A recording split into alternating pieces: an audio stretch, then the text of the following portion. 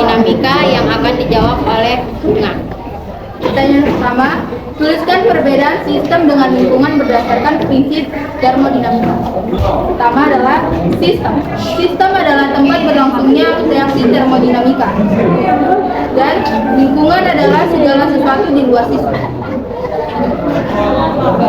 Selanjutnya yang kedua, penjelasan pengertian tentang proses termodinamika. Proses termodinamika adalah perubahan sistem ke keadaan baru karena perubahan keadaan gas. Proses termodinamika mengubah keadaan awal sistem menjadi keadaan akhir tertentu dengan cara mengubah suhu, volume maupun tekanannya. Yang ketiga, tentang uraikan 4 proses termodinamika dan jelaskan hubungan proses termodinamika terhadap usaha yang terjadi pada tiap proses. Yang pertama adalah proses isobarik.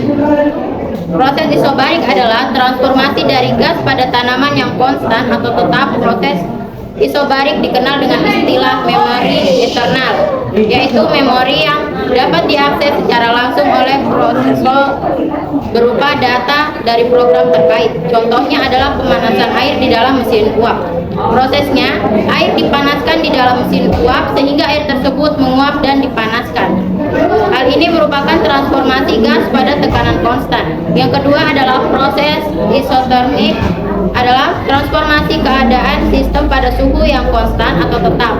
Dalam kata lain, pada termodinamika, gas ideal mengalami proses isotermik jika perubahan keadaan gas suhunya selalu tetap.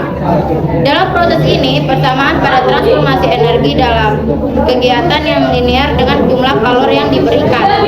Contohnya, pada mesin pendingin ruang atau AC. AC memiliki fungsi untuk mendinginkan suatu ruangan dari yang panas menjadi dingin, di mana ada proses transformasi suhu yang tinggi menjadi rendah dalam proses teknis kerja AC.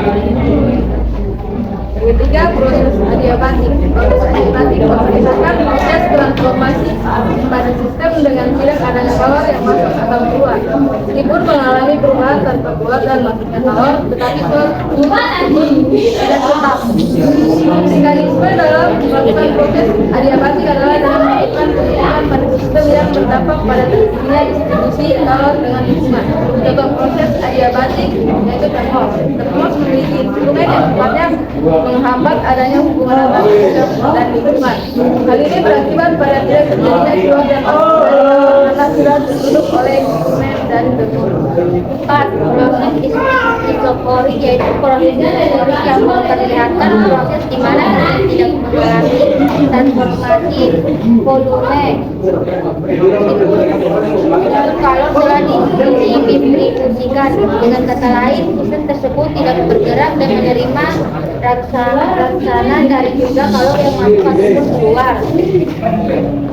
Kesimpulannya, gerakan atau usaha yang dilakukan oleh sistem dan lingkungan dalam sistem adalah W sama dengan isopor.